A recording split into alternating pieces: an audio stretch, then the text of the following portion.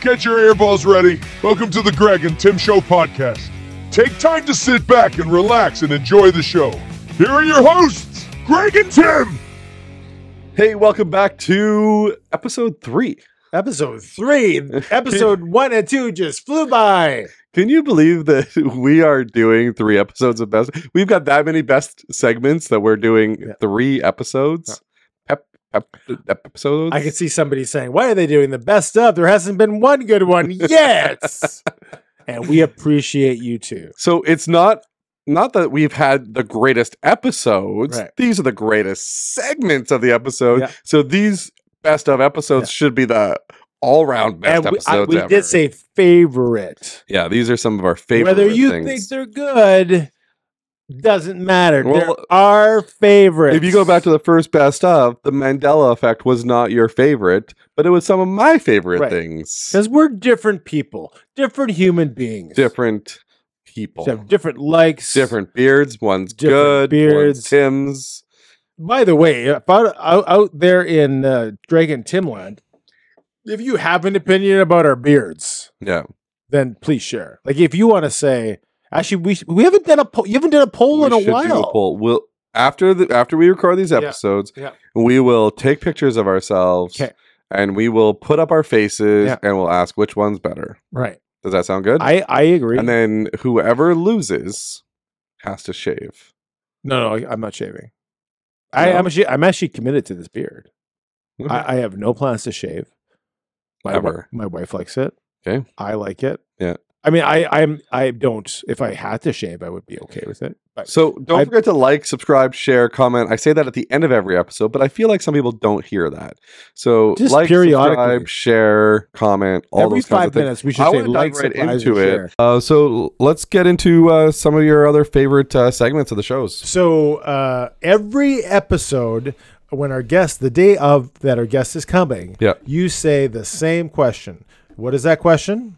What would you like to drink? What would you like to drink? Yeah. And typically it's like water. We offer water, coffee, and bubbly. Yeah. And I think Diet Coke. We have Diet Pepsi too, right? Yeah. And most of the time our guests are like either I'm good or just water. Sometimes it's coffee. But 2 episodes in a row, 2 recordings or interviews in a row, we had requests that were completely different. Yep. And the first one was Avery Martin. Yep. Who said, hey, can I get a Red Bull? And I thought, why are we just giving her a Red Bull? Why don't we make her work for it? Roll the clip. Before we get into any serious questions, Greg has a lot of other questions coming up that are, kind of interesting, kind of not. So whatever you thought of, all the questions you've been asked, you're wondering, what's the first question we're going to ask? Of course. But the Greg and Tim show likes to do the unexpected. Expect the unexpected. Expect the unexpected. You know that? What's that? You know that's the saying of Big Brother? No. Expect the unexpected, and someone's always watching. So you are a veteran now of a reality show. Yes. We know that you love doing just crazy things, interesting things, challenges, you might say. Of course. So I have brought a challenge to you. Early in the day, we asked you whether you wanted some water, you wanted some coffee, and you're the first guest that requested something that no other guest has requested, and that is a Red Bull. Yes. Okay, so I thought instead of just providing you with a Red Bull to slowly sip as you're answering all these questions, I offer you a challenge. Okay. And I offer Greg a challenge. Okay. I have brought each of us one Red Bull, not the smaller version, but the larger version. And I have a competition, if you choose to accept it, to chug and see who finishes first, second, and third. Okay. Oh my God. Are you willing to partake in this challenge? 100%. Not even a question. Red Bull's the best. He told me this idea, and I was like, "Yeah, that's not a problem," because Red Bull comes in small cans. And then he said, "Let's up the challenge a little bit and make it." I went to the grocery store. There was a smaller version for $3.69, or the larger version for $4.69. Well, you got to go for the deal. And I wanted to go big. Yes, you have to go. You got to go big, go home. Get the deal. And just for the audience sake, I have never had a Red Bull in my entire life. That's the one thing I'm shocked about. The fact that you haven't had a Red Bull. Yeah. He's like Jim. Remember Jim? Have you ever seen Yes Man? No. I don't think so. The movie Yes Man. So Jim Carrey on the movie Yes Man has to say yes to everything. Yeah. So okay. his girlfriend takes him out, or he goes out with friends, and all they drink is Red Bull, and he just discovers Red Bull. This is gonna be Tim. Yeah. Once we chug this, you're gonna be hooked. So we need to know when 0 is to start, and we need a moderator to see that it is finished to determine who is the winner. This is gonna is this gonna send us into cardiac arrest? I literally said, is Tim, this so you, and by the way, you did sign the forms we emailed out for the waivers, right? Yeah. Yeah. So we've all signed the forms. So we'll just take that as a yeah, of course it is. Yeah. So can we get a timer now? Can we get can we get the producer to give us a timer from 10 to 0? Why? We have to do this in 10 seconds? No, I'm saying for starting time, so we all start at the same time. Oh, okay. Ready? We can. Oh my god, this is No, No. he wants a I want to count down. So we start at the same time. And you can't open it up until we start. Okay. Yeah. I feel like when it comes to comps, I'm good at comps, but when it comes to chugging drinks, that's like my one weakness. Oh, I got your kryptonite. This is where I fall. This is my kryptonite for sure. Okay. I'll just do a countdown. Okay. And you can't open it till we get to 0. Right till we start. Okay. This is day 2. 2, 1. Holy shit. Oh my gosh, somebody's making sick. Oh my god, I'm coming third. I'm coming third. I can't chug, guys. Oh my god. I think I'm 2/3 of the way down. I'm not even half. Oh my goodness. I don't know if I'm going to be able to do the whole episode now. Are you still going? Dude. Tim's going to be buzzing. Oh okay, he wins. you drank that whole thing. Dude, I'm gonna be buzzing. Oh my god. You just keep it out to the side. You don't have to finish it right now. Then you have to finish. No, not right now. I'll finish before I go. She'll finish before she goes. I want to see how far you got. No, okay. Chugging? Oh my god, excuse me. This is like the worst. I know. I want to do a podcast, chug a drink, and try not to burp into the microphone. That's a challenge for you. Okay. Chugging's my weakness. How far did you get? Mine is 2/3. I thought you were gonna take that home. That was like I started really strong. I started really strong. I looked over at Tim. He's like, all right, back to the show, guys. Let's go. And so we chugged that thing. You chugged it. I won. I'm still waiting for I think we put $100 on it or something. I think we said you would get to give me $100 or something like that. So I'm still waiting for that e-transfer. Avery Martin, if you're out there. My email is sandmanpaintingmb@gmail.com. You're going to get so many emails now. for that e-transfer.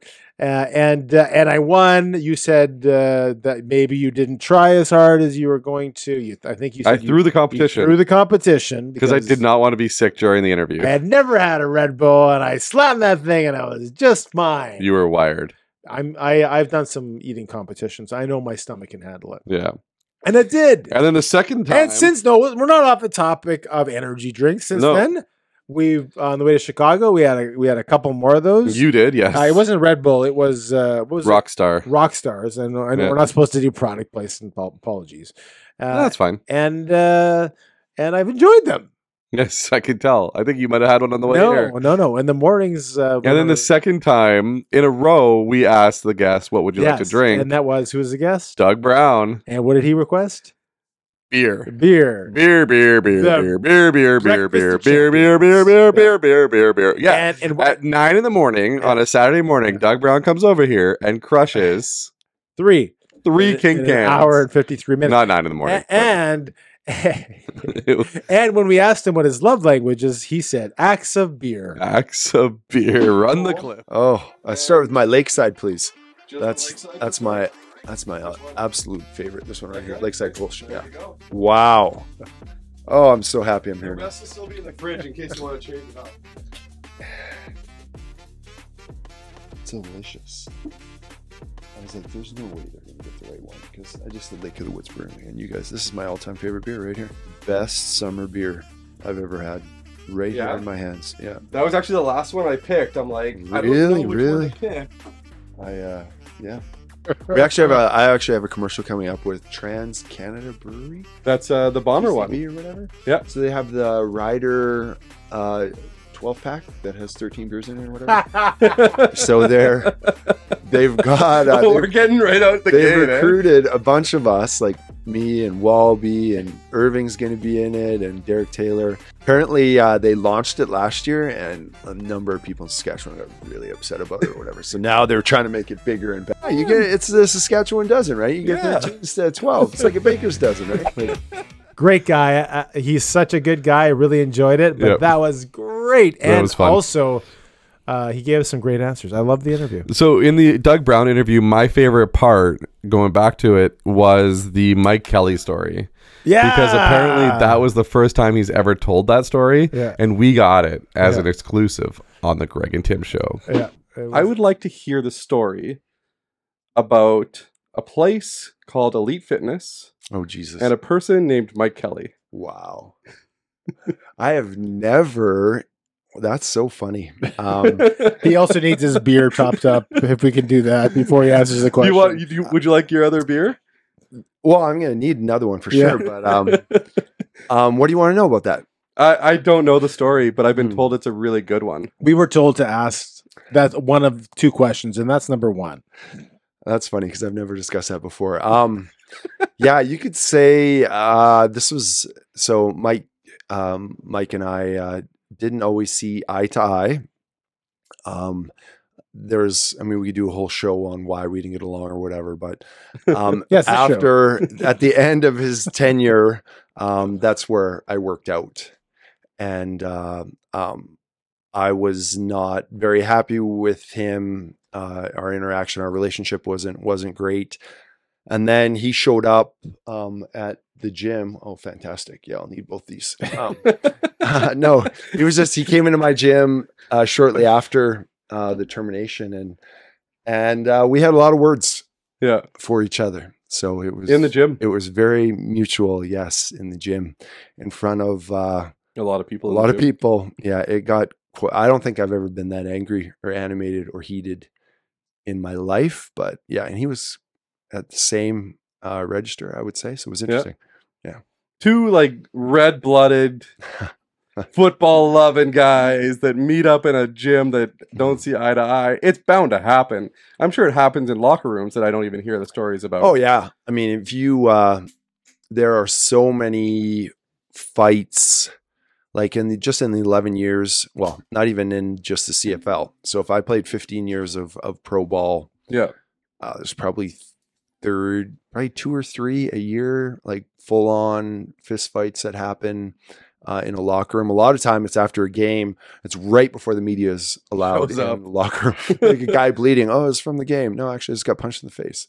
But there's but things. I mean, that's the nature of the game, right? It's so can be very emotional. Can be very people get hot tempered and it's there's a lot of stuff that goes on in the locker room that people aren't aware of. So, Mike Kelly, some people love him, and some people think that he's a bit like Reinbold or Joe Mack. It's either people don't have middling opinions of him. It's either he's a great guy or he's not. So some people think Mike Kelly's a great guy personally, and he was just a bad coach, head coach. Yeah, he was part of the dynasty back in the day with Mike Riley. Yeah, well, he was the assistant coach. Do you remember that he was? Wasn't he the QB's coach when Matt Dunnigan threw those 500 I believe yards? So. Or how much? It's something like 700, 500 yards? He has the record for most professional football passing yards in one game. There's that one receiver that got like 400 of them, like the Thompson or whatever. I don't know. Yeah. But just recently, now it's been a few weeks since this happened, but what's his name for the Bombers? Ontario Wilson? Yes. Just had a huge 201 yards. Which is a huge game in passing, considering the Bombers had 201 yards in their first 6 games. Yeah. Well, in the CFL, you can get some of these American players who are very good. Come out of nowhere. They come out of nowhere because, they can play. Yeah. And it might be a bright spot for them. He's from Ontario. His name's Ontario because he's from Ontario. It's Ontario. Ontario? Yeah. I was saying Ontario. Here's Houston. Ontario. Wilson, sorry. Wilson, yeah. His nickname is Pokey. Do you know why his nickname's Pokey? Because he loved Pokey Reddick? No. He kind of looks like Pokey Reddick, though. But I wonder if he knows that. His grandma told him he looked like a Pokemon. Oh. So they always called him Pokey. That's not something your grandma would say to somebody, I wouldn't think. Hey! The Bombers posted on their Instagram, and like they put the picture of the Pokemon that he looked like, and I'm like, that's not flattering at all. But I thought it was funny. Thanks, Grandma! Grandmas are the best. Gma. What's your next topic there, Timmy? So when we went to the game, and we talked about this earlier in the best of episodes or our favorite episodes, when we went to the game in Minneapolis. Yeah. And the game was, we lost. Jays lost. Unfortunately. Yeah. But it was pretty funny at the end. Well, first of all, Guerrero got caught off a second. We weren't happy about that. Yeah. But Duran came in, roll the clip. Third out. Do or die here for the Toronto Blue Jays. The last 3 outs they've got. And Duran. Here comes Duran. It's the music of the Undertaker for Duran. Rusher. Back to you, Tim. Back to you as well, Trey.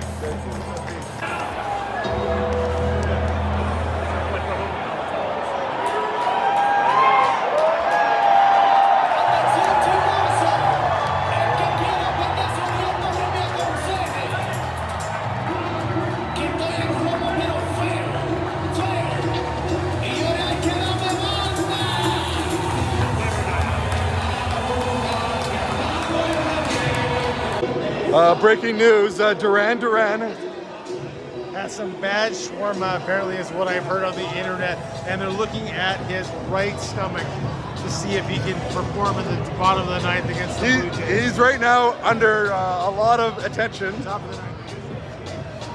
But there's a crowd of people around him to see if his tummy is okay and if he indeed can pitch. Back to you, Greg. We'll see. This could be the turning point. Who's your Vladdy? Who's your Vladdy? I'm not sure the Jays can get any runs in running scoring position anyway, even if I was pitching. But hey, this is something. And then Duran had issues, and it turned out he had like a hangnail or some issue. Yeah, like some issue. We thought he was coming out, and I said in the clip, and I think, did we play it? He was coming out. He thought he was coming out of the game because he had bad shawarma, which, by the way, also was why I thought Mark Scheifele came out of the hockey game in Ottawa. Remember that? During our initial run with the Greg and Tim show. So that's my go-to if someone is injured. Bad shawarma. Bad shawarma. Which leads me to good shawarma. Good shawarma. Abi Khan's Shawarma Khan. Yeah. We talked to Abi just our last interview was with Abi Khan, and we talked to him about a lot of fun stuff.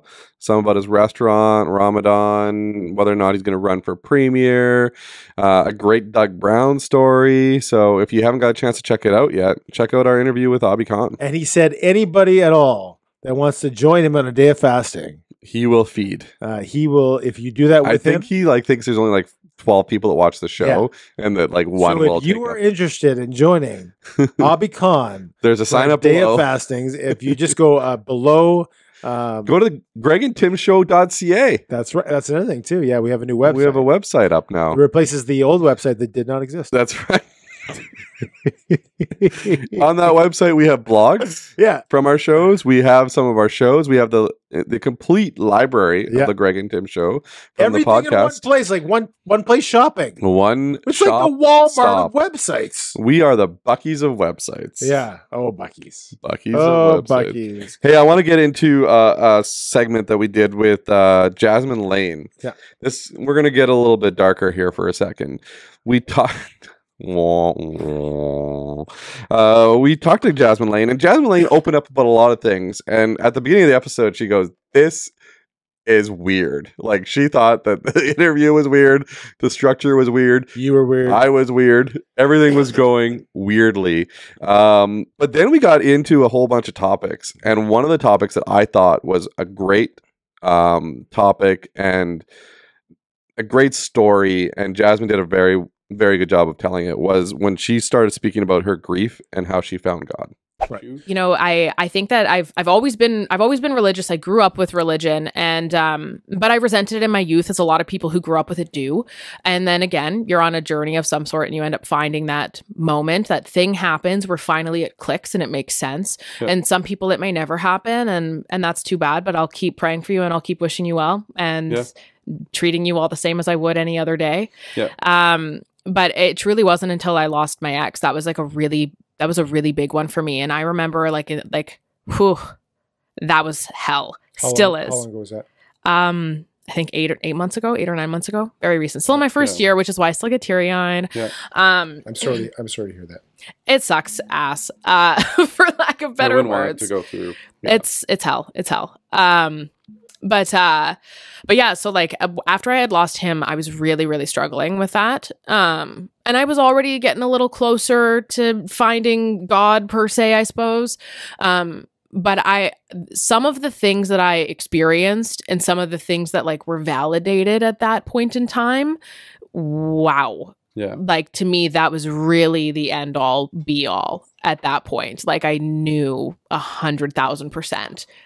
Oh no, this is real. Yeah. And there have even been a few moments since then, experiences that I've had and validations that I've had where I've sat in my car crying, and something will happen that I couldn't make it up if I wanted to. Yeah. And I'll just sit in my car crying, and I'll say I don't even know how on earth can I be sad when I know that you're okay. Yeah. And I know that there's not a lot in the Bible to prove that. There's a handful of stories, but I've spoken with quite a few pastors and stuff with it. Again, I love researching. Yeah.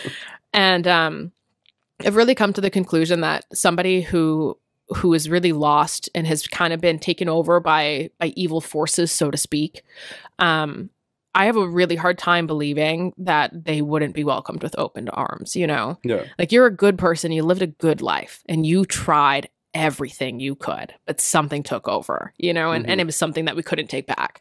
But I have a really hard time believing that, you know. And again, truly, it's I feel I know it to be true. I'm I know this sucks right now. Yeah. Whatever lesson I have to learn from this sucks. Yeah. But I'm powering through. Thank you for helping to guide me. And I know that I'll see you again. Yeah. Yeah. Drew Dudley, in our last interview that we just I actually just finished editing it, so it's fresh in my mind right now. He was talking about a box.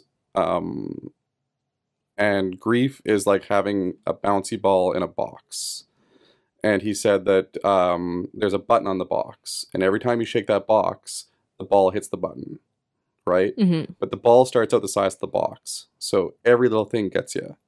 And then the ball slowly gets smaller, right? So... I like that. Yeah, he does. Watch the episode when it comes out on Friday. Okay. No plug or anything like that. But he explains it way better, and he has a description for grief, and I cannot for the life of me remember what it is right now. And yeah, we talk about grief a little bit on that one, and it's tough. Grief is tough, but when you have faith, grief gets easier. I think even too, it's just that added. I don't know, that added thing in the back of your mind where it's okay, no, we're good. Yeah. This is hell. This sucks. Yeah. But I have faith that everything will make sense at some point in time. You know, I actually, I recently, there's a man by the name of Stephen Gray. He's the director of a movie called After Death. Yeah. Okay. Came out from Angel Studios. Yep. He lives literally 6 minutes away from me, and he's been touring all over the place lately for his film. It's the highest grossing documentary film since 2016. Fun fact. Oh, wow. Nicely written and directed by a Manitoban. Where can we find it? Do you know? I'm actually not too sure. I joked with him that I illegally streamed it, but it wasn't a joke. Because that's the only place you can find it. Angel Studios is a tough one. They get blocked a lot. Oh man, that one with Jim Caviezel in it. Yes, was literally crowdfunded. The Sound of Freedom. Yeah, you know what's crazy? That whole whole movie took place in like a village in Cartagena, Colombia. I went to Colombia, Cartagena about 2 weeks after I watched it. And I remember looking over on our balcony. I have photos of it, of the shipping port that they filmed in that movie with the children inside of it. And I remember looking over at it and thinking like, oh my God. There could be there probably is. On average, I think there's usually quite a few found every month. And I was like, this is crazy. That was an unreal film. Mm-hmm. After Death is really, really cool. I've watched it twice now. It's really incredible. And him and I too, he has also dealt with some pretty brutal losses in life. And that's the thing. There's so many people that will be like the go-to, oh, well, how on earth could I have faith? If God was so good, why would he take this innocent person? Why would he do this? And it's like, yeah, but like maybe that person's role did what it had to do. And they're just kind of moving on to that next chapter and they're not gone. You know, I had this really insane dream shortly after the loss I was dealing with. It was the most real dream I've ever experienced in my life. I've met with a lot of people. I was actually talking to Stephen Gray about this as well. It's really common. And the way that it's described is like identical from person to person. It's very bizarre. Okay. Like it'll give you chills. If you ever unfortunately experience something like this and talk to somebody else who has, it's insane. You get the same. It's insane. And there's people that I've talked to since where I've just told them the story and they'll be like, oh my God. And they're like not even people of faith. Yeah. But they're like, I had that and I remember that. But I had this dream shortly after. It was within the days that I got the news. And it was so crazy. It was the most real dream I've ever had in my life. Like it was a memory. I remember it clear as day. Like it happened to me before I came here. I remember the feeling of the air. It was warm. I remember how it smelt. Oh, wow. Like I remember everything, like every tiny detail. I don't even remember what the hell I had for breakfast as good as I remember this dream. But in it, there was somebody in my dream that was talking to me. And the one thing that I kept saying was, I'm just so sad and I miss him and I love him. And I just want to tell him that life's been really hard without him. And there was somebody in my dream that, they had like pointed out the window. I don't know who it was that I was speaking with, but it was somebody who was comfortable and familiar. And they had pointed out the window and I saw my grandmother who passed away about 13 years ago, 15 years, I guess now. And is a younger version of my grandmother, maybe in her 30s or so, which is another thing, if you look into it, very common when it comes to weird little things like that people say are kind of like religious experiences, encounters of some sort, a visit of some sort. Is a younger version of my grandma. Obviously, I wasn't alive when she was that age. And I went out to my grandma and I couldn't even remember what my grandma sounded like. She passed away when I was so young. And it had been so many years and we didn't have video footage back then. So I don't remember what my grandma sounds like, but I walked up to her and I said like, Grandma, like, I'm just so sad. And I remember I was holding my cell phone and I was trying to text him and none of the messages were going in. And I was like, I just kept saying like, I don't know what to do. Like, I feel like he blocked me or something. Like he's gone. I can't contact him and I want to so bad. And I just want to tell him that I really miss him and life's been really hard without him. And I really love him. My grandma looked at me and in her voice, which again, I hadn't heard for years, she said, she grabbed my phone and she said, he's not gone. He didn't block you. He just has a new number. And she like put his new number in my phone. And that's something that I kind of like to say as like a way to summarize when people are really grieving. Yeah. And I understand that can be really tricky sometimes, especially if you're not somebody of faith. Like if you're one of those people who believes that like you just die and it's nothing. Yeah. Wow, does that ever sound depressing? But okay. If you have reasons for believing that, I'm not here to judge you. But I surely hope you feel as though your life is more valuable than that. And if not, please reach out. Yeah. But it's something that I often say is like, you know, it's hell and it's the worst pain imaginable and life is suffering and life is very hard and it's not fair and terrible things happen to good people all the time. Yeah. But like at the end of the day, good people, they're not gone, you know, and they didn't block you. They just have a new number now. And you might not have access to it yet, but one day you will. Yeah. And so that's kind of like something I try to remind myself of. And we didn't even know until like 3/4 through the episode how recently someone who was very close to her had passed away. Yeah. And I kept thinking to myself, oh my gosh, like for her to be speaking about it, like some people couldn't even talk about it a few months later, and it had not been that long. And she opened up her heart about that. So shout out to Jasmin Laine. She's currently doing a new job. I think it's called Creator Aid is what she's working with right now, a company called Creator Aid. And she's no longer on the radio, but you can still find her on social media and everywhere else right now because she is everywhere. And she has her own channel. We'll link below as well. Yeah. And I had to, as soon as we were done taping, and it was a great episode. We were there for a while, and then she stayed here, and I left. But we talked about so much stuff after you there was left. Like part 2, non-recorded, and you know, we'll talk about that never. Maybe we'll get her back on for part 2 and record those conversations. She talk about what you talked about afterward? Probably. Oh yeah. I think now she would. Okay. All right. Yeah. So and also to talking about her, she touched on the moon landing, and that's another topic. I'll segue a little bit. And what she said was, and we talked about this, was the moon landing fake? Yeah. And which another one of my favorite topics to talk about. I love it so much.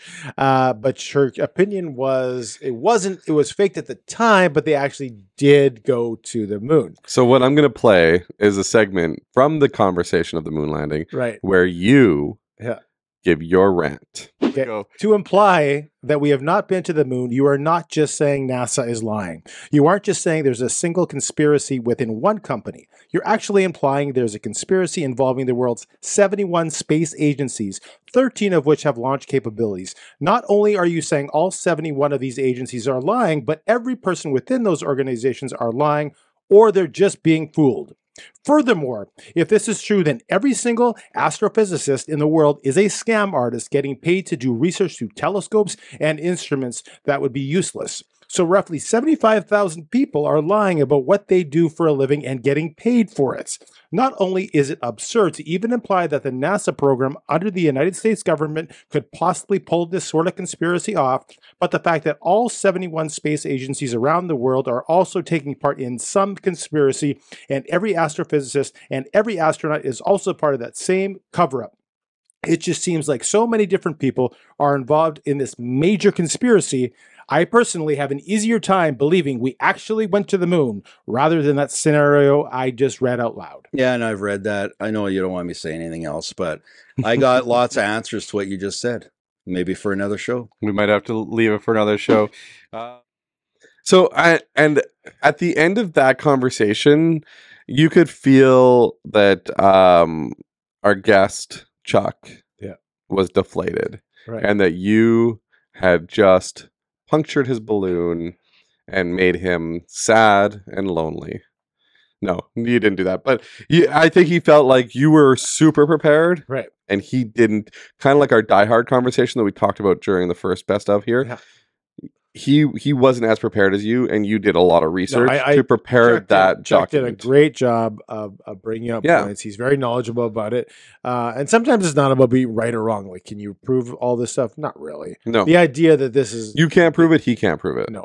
So you're left with your opinions. But I thought he did a great job. Yeah. And I really appreciated him on the episode, or again, Pepisode, whichever one you want to talk about. Yep. Is it Peppa Pig? Is Peppa Pig a character? I work at these group homes, and these little kids are watching Peppa Pig is a character. Yeah. In a show, yeah. Peppa Pig. Yep. Anyway, I have PTSD from watching these shows with little kids. So what I wanted to talk about next is the idea of FOMO versus... what was the second thing? JOMO. JOMO, right. And FOMO is the fear of missing out. JOMO is the joy of missing out. And it was one of the first topics that we discussed with just the two of us.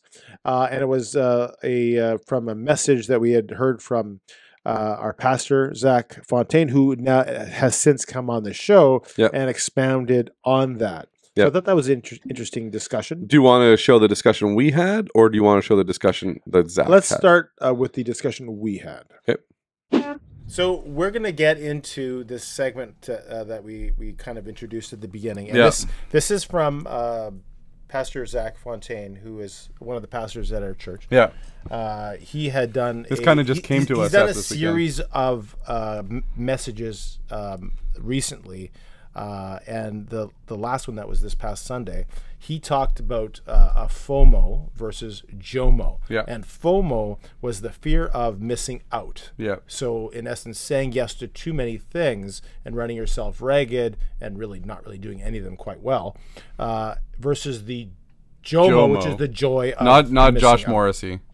Joy of missing out. Yeah. And he said actually he is a FOMO in that he's a former FOMO of missing out, or he has been in the a past. Former FOMO. And his wife has the joy of missing out. So they are diametrically opposed. Diametrically. I've said that twice now. So. That's two big words in one day. It's the same word. It's said twice. So let's we'll check out a clip here and then we'll chat about it a little bit. Roll it. Roll it.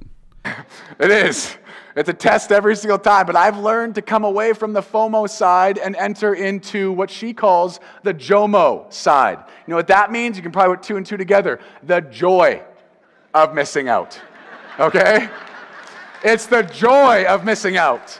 Now, let me say something here, okay? We have this lifestyle where when you don't realize to understand what JOMO really can do for your life is when you can actually start to implement that pause that we talk about. We can actually start to implement proper priorities when you realize you actually have more joy when you miss out sometimes, okay? I'm not saying you miss out on everything, but prioritize what you think is the things you want in your life. And apart from that, just enjoy the ride of JOMO where you say, sorry, I can't make that. And then you're sitting at home enjoying what you prioritized in your life because it's better because you have peace.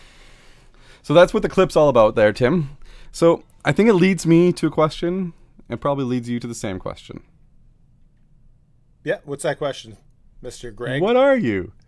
Are you a FOMO or are you a JOMO? I'm definitely not a FOMO. I disagree. I do not have the fear of missing out. This is my explanation to you. So, I think it actually is more deep than just FOMO versus JOMO. So asking yourself the question, how many times do you say no? Yeah. If it's I rarely say no, you're FOMO. And if it's you often say no, you are, and of course this is a balance, but if you often say no, and sometimes it's for the right reason, sometimes it's for the wrong reason, there's lots of reasons why we say no. Yeah. But assuming, your time is finite. So that reminds me of the movie Yes Man. Yeah.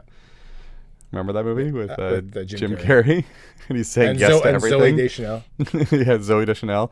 He's saying yes to everything, and he's like, he's the Red Bull scene where he's like super like whipped up on Red Bull. Red Bull, Red Bull, Red Bull, Red Bull. I think I'd really anyway, that's saying yes to everything. So he was on Red Bull. You can get deeper into this question. Yeah, like I say, there's many reasons people say no, and there's many reasons why they say yes. The term that you have to focus on is the fear of missing out. Yeah. I don't fear missing things out. I think I say no to. I feel bad sometimes that I'm saying no to something. So if you say, hey Tim, can you come out tonight? Let me change it up then. Yeah. Let me change. That's the question. No, well, it is the question, but I think that you do have FOMO. Okay, explain. But you have selective FOMO. But that goes against. No, because you went to the Grey Cup with me for a reason. I wanted to go to the Grey Cup, and it was cheap. You went to the Grey Cup with me for a reason, though, and the reason was more so because you didn't want to miss the Bombers winning the Grey Cup. In 29 years, yeah. Yeah. How many times have I said no to going to the Grey Cup since then? Twice. Why? Once.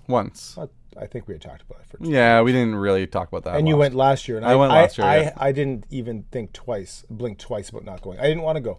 Yeah. And I didn't go. You didn't have the fear of missing out on that, but I think there's certain things that you have a selective fear of missing out on. So it's not that you're like, you have FOMO all the time, but I do think that if there's something going on, that you sometimes have that fear. I think you've described 99.9% well, that's what of the I mean. population by that. So I personally don't think I have FOMO. I think we all make decisions based on those kinds of things that if we really want to do them, we'll do them. The issue is what percentage of those. Are you always saying yes because just for the sake of saying yes? Yeah. because you don't want to let somebody down. You don't want to miss something. I mean, that's why little kids, they want to stay up late even though they're exhausted because they might miss something. Yeah, right? Even that's though a different kind of, yeah. Even though those things are irrelevant and oftentimes boring. I think what happens is you kind of grow out of FOMO. Right. Like you do things to the point where you're like, now like I'm okay with missing things. Yes. You know, when you're younger, you can ask like, you could probably ask my son Brandon, you know, do you I've got tickets to the hockey game. Do you want to go? He'd be like, yes. You know, I got tickets to the football game. Yes. I got tickets to Shania Twain. Yes. Like I could say I have tickets to this band that really stinks and he'll say yes. Yeah. But I think it's because he's at an age right now that he hasn't experienced everything and he wants to experience things. Right. So I think that's where the FOMO comes in. But people that have true JOMO are people that are like more introverts to the point where they don't need to do anything. Right.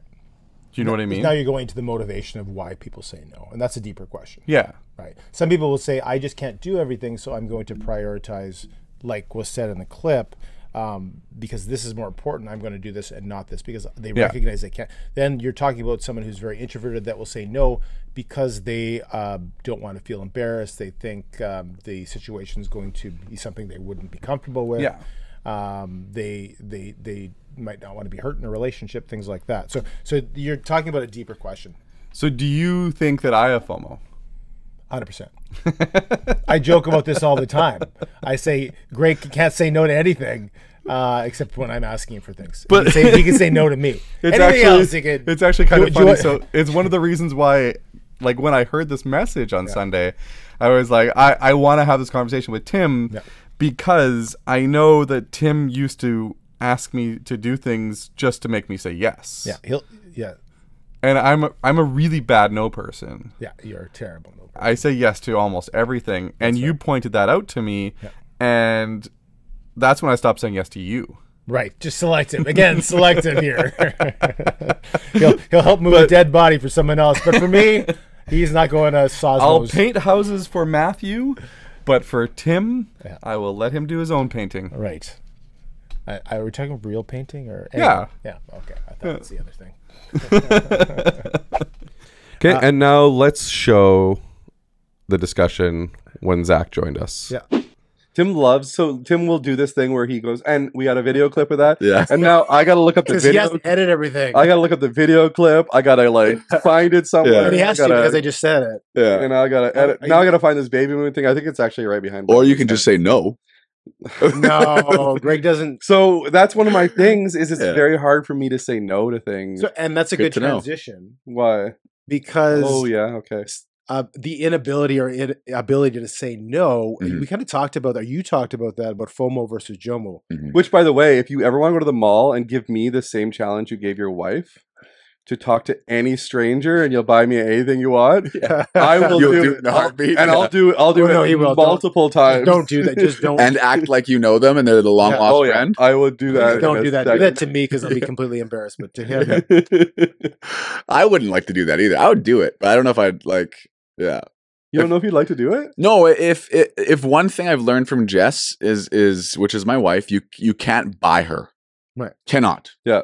I mean, I've had the typical guy questions to her where I'm like, okay, $1 billion, okay, cash on your front step. Yeah. If you just simply do this. No.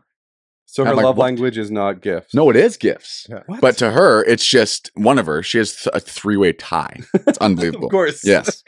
and so for her, she always, I'm like, well, what's there to lose? She's like, my dignity. I'm like, okay, that's fair. Yeah, I mean, come she goes that way with it. And I'm like, So she's taught me the sense of also thinking like, okay, I don't know if there's certain things I just wouldn't do. Right. Whereas back in the day before I met her, I'd probably, if you said $100 million or something like that, I'd be like, sure. Yeah. That's a hypothetical. If there was actually $100 million there, we would all do absolutely everything, and that includes moving a dead body. Painting houses. And then moving the dead body. Yeah. Anyway, well, even on our guys trip, like I would probably talk to more people than most people would too. And it's just, as he was going to ask is, you're going to talk about FOMO and JOMO, right? So like the fear of missing out and the joy of missing out are your two topics from. We actually talked about that probably like 20 episodes ago. It was like a year ago, I think. My message, maybe it would have been like October, November of last year. Yeah, okay. And the main thing is being an extrovert. Do you tie that into being FOMO? Extroverted people, I would say, almost always tie that into FOMO. Almost. Yeah. Whereas for me, I have a wife that is, and obviously in that message it says that, a JOMO type of wife, right? Yeah. So she's taught me that aspect for sure. There's times where I'm just like, I'm ready to go. I'm ready to just be at home and just like, I don't need to go out, right? Yeah. Like, so that aspect of JOMO is definitely there, but I'd say inherently I'm definitely like the characteristics of Zach's personality is definitely it's definitely FOMO, like almost. But I find the busier you get in your life, the more you kind of lean towards JOMO though at the same time, right? You kind of learn what your personality is and you get those times. Like I'm an extroverted person, so I am people charged if I go hang out, but I'm not people charged on like not forced interactions, but interactions that have to do with work. Yeah. That doesn't necessarily charge me up. I could finish an entire day of socializing. Yeah. And I'll say, Jess, what do you want to do tonight? And she'll be like, what do you mean? What do you want to do tonight? Like, we've been both super busy and just like chatting with everyone. I'm like, I know. And it was great. But that doesn't fill my reservoir of socializing. It just fills a different reservoir, right? It's work. Totally. It's different. Whereas she's like, I'm good to go home. Right. Like, well, and that's what the definition. I don't know if you would agree with that, but we had a guest on a number of weeks ago saying the definition of an extrovert is someone that gains energy by being with people. Mm-hmm. And the introvert is someone who loses energy the more they, and the interesting but thing also is gains energy by recharging on their own. Right. So, and we kind of came up to the idea that Greg is naturally an introvert in that he loses energy. Right. Yeah.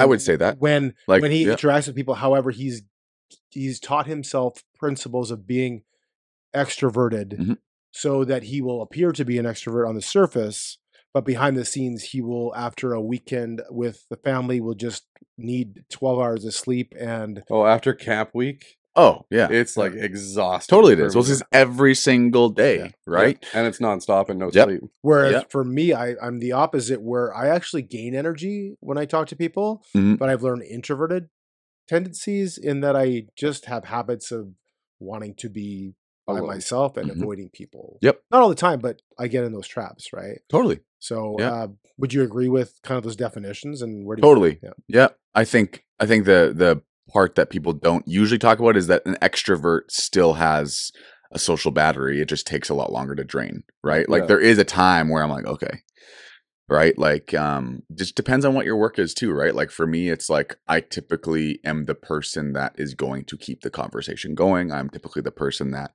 wants to make sure I am doing my best to value those that I'm talking to. Yeah. So when you go through there, you have a little bit, you're exerting a ton of energy. Yeah. My social battery is fine unless it's always about work. Then I'll get drained real quick. Yeah. Right. But if it's just chill and there's no expectation, I guess, behind it, then I can find that to be the case. But my social battery can get drained. It just takes a lot longer for mine to get drained than it does Jessica's. Right.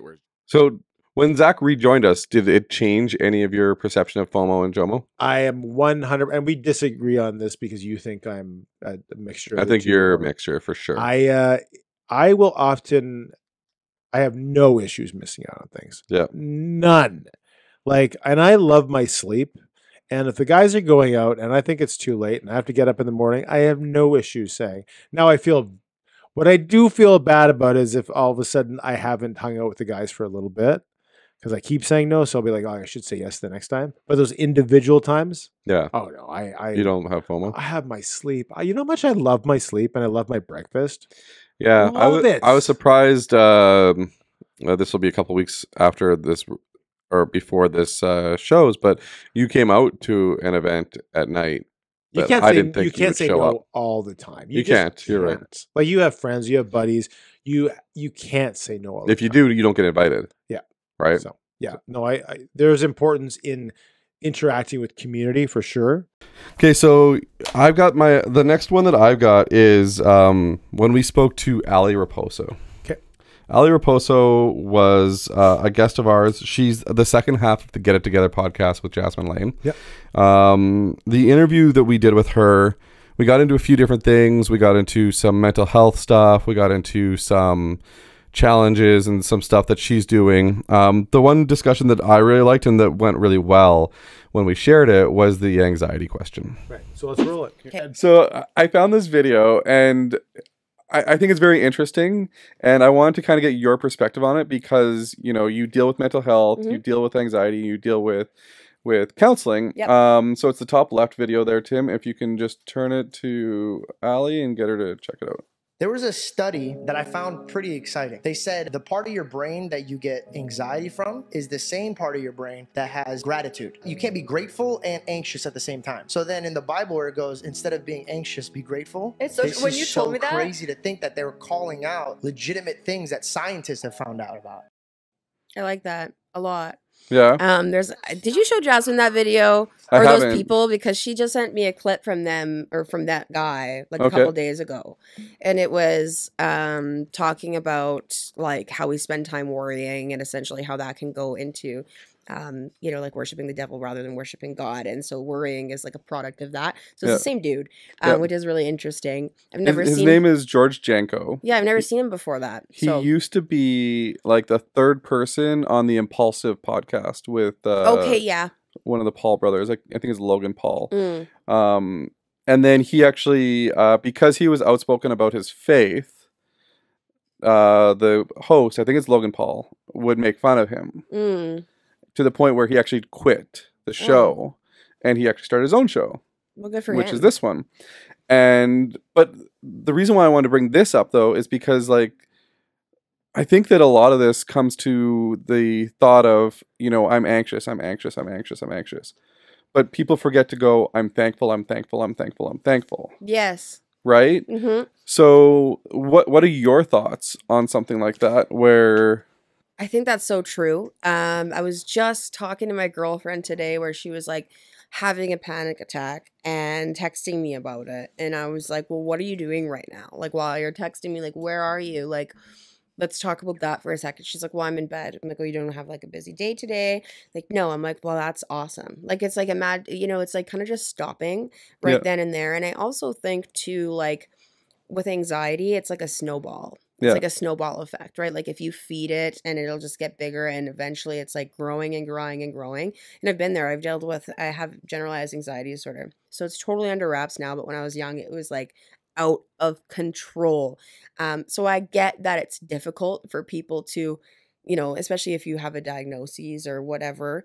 I think it's difficult for people to have that stall, that buffer before it goes into the snowball effect, because if that's ultimately what it is, like, and I was just telling my girlfriend about it and saying, stop it right in its tracks, like stop it right in its tracks and, you know, pay homage to the fact that you're doing that, because that's an act of self-care to be able to go, okay, stop it right there. Don't let it grow. Don't let it change into anything more, and go like, it's hard to do, but I'm also really proud of myself for just doing what I just did. You know what I mean? Like, it's such a big thing. And I think for me too, and just as humans, we become overwhelmed and we get in the motion of Monday to Friday and all of our responsibilities, and you feel it. But I think for me, when I start to feel that, I make a very big conscious effort to stop and look at all of the most amazing things. Like I'll find 5 things that I'm grateful for.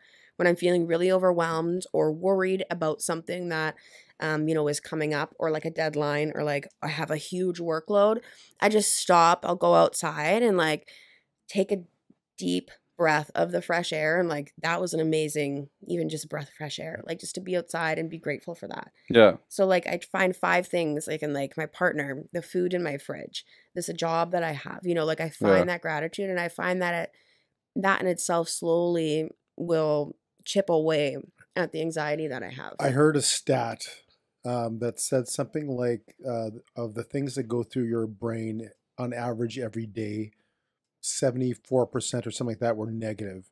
And of those 74% things that you think, 90% is cyclical, or 95%. It means they're not a new thought. It's just something that goes on and you repeat worrying about the same thing. So I guess what you're saying is learning the strategies to overcome some of those things, just to reset your brain. Yeah. Do you find that anxiety is something that is more intrinsically female?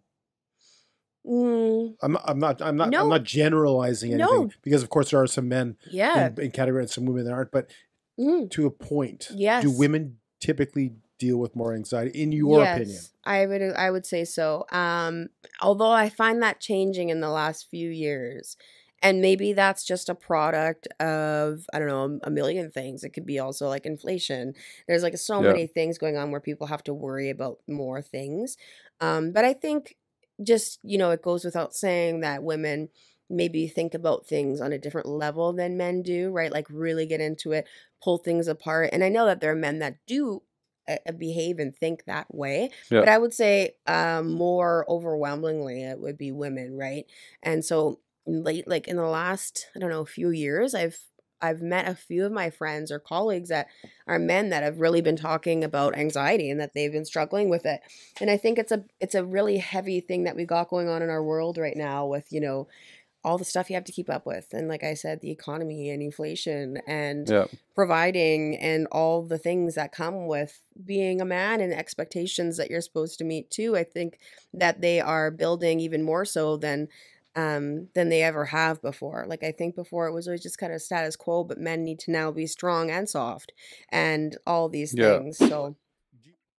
So people came back to that and they kind of argued the point.